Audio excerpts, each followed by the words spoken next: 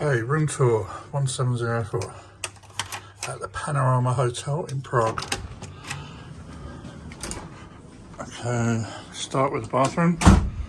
It's decent size, really deep soaking tub.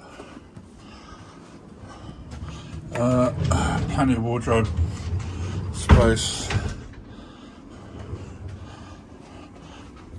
Decent sized mini bar which you can get a lot of your own stuff in, which I have. In here, really big safe. Decent sized 6-foot bed. Great view. Across down there is a really big shopping mall, Arcady Pancratch. Over there is the TV tower, and that way is the castle. So we're a few stops out of the centre, but not so far. So this is the family room.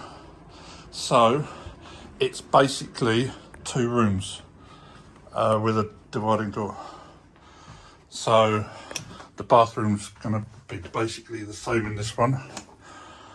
It's a sofa bed made out for us already, and yeah, it's basically another room